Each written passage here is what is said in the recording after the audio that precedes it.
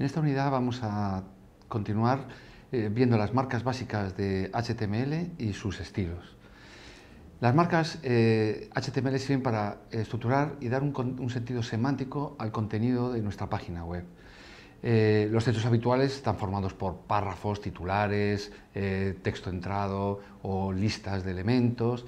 Las marcas más básicas con las que vamos a trabajar son estas: el párrafo, que es PP, o el texto, que tiene un poco más de importancia o más énfasis, que es la etiqueta EM, o el texto de máxima importancia, que es la etiqueta STRONG.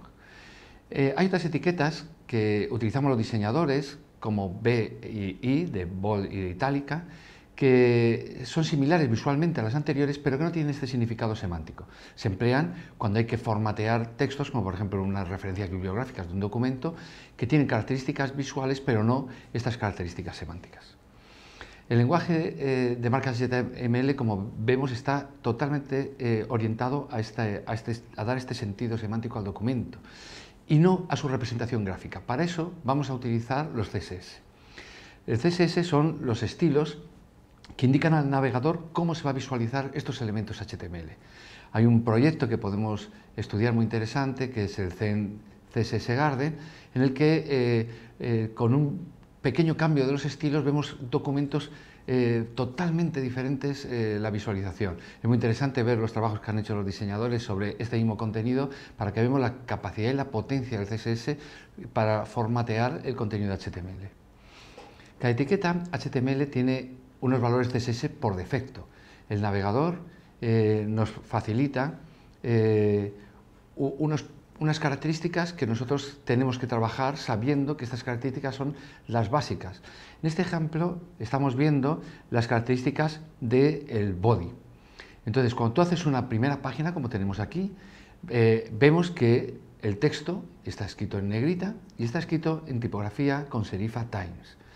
Vemos que el texto está separado ligeramente de los márgenes, son 8 píxeles, y vemos que el fondo de la página es de color blanco. Estas características por defecto se incluyen en cada uno de los navegadores. Aquí tenemos las características por defecto de las marcas de texto más importantes. En el caso de los titulares, vemos que el titular es un bloque que es del doble de tamaño que la base de tipografía, por eso se dice 2em, tiene una tipografía 2 veces su tamaño y tiene unos márgenes antes y después muy grandes para que se destaque perfectamente el titular. Los párrafos están formateados en el tamaño base, en una em, y tienen un margen antes y después del mismo ancho que el grosor de la letra. Luego tenemos por defecto la strong, que es bold, y la énfasis, que es itálica o cursiva. Para más información de las características por defecto, tenemos que ver las características por defecto tanto que recomienda el W3C como las características por defecto de cada uno de los navegadores, porque son diferentes.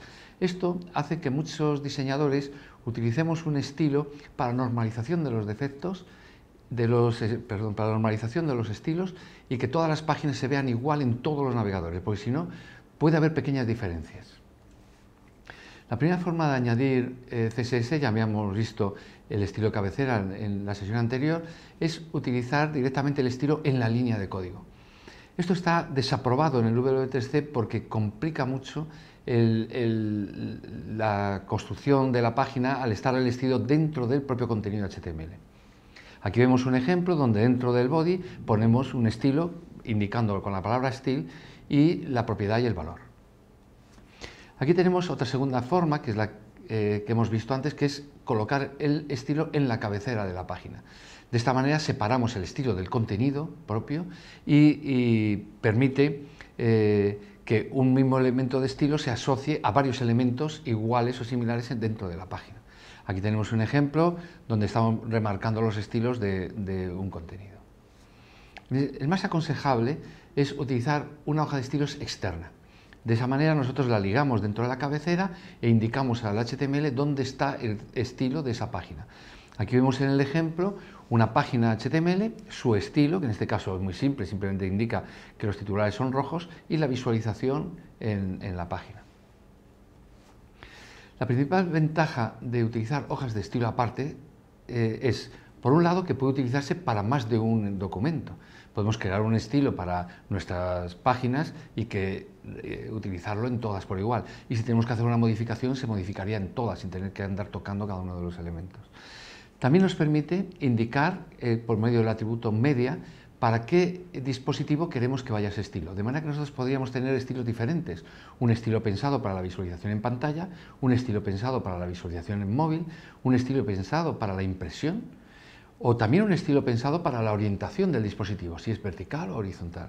Aquí pongo dos ejemplos, en un caso con el Media Screen, que es para la pantalla del ordenador, y en otro caso indicando un estilo según el ancho del dispositivo.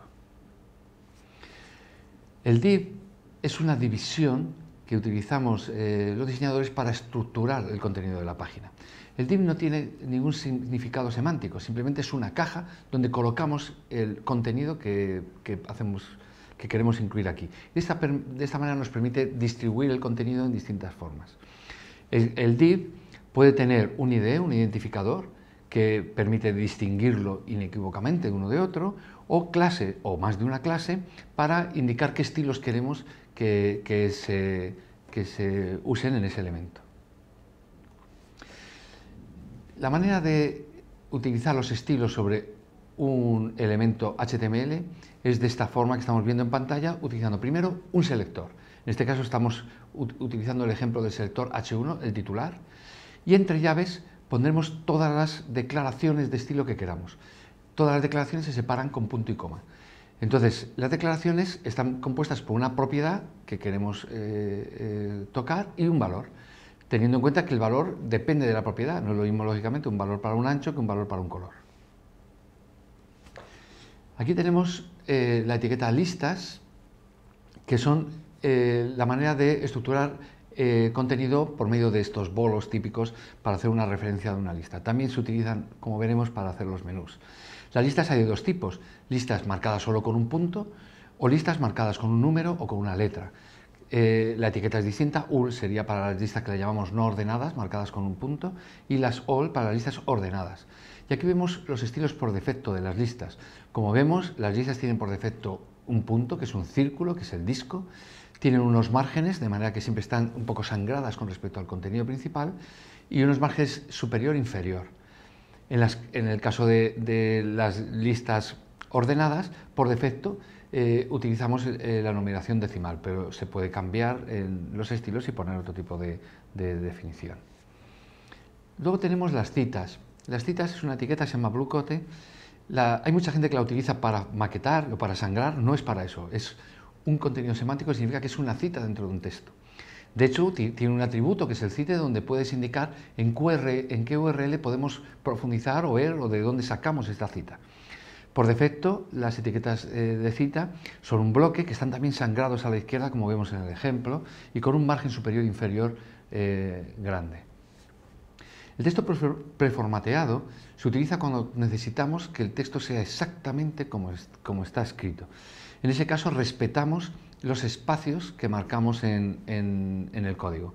En este caso vemos un ejemplo que se utiliza muchas veces para formatear tablas.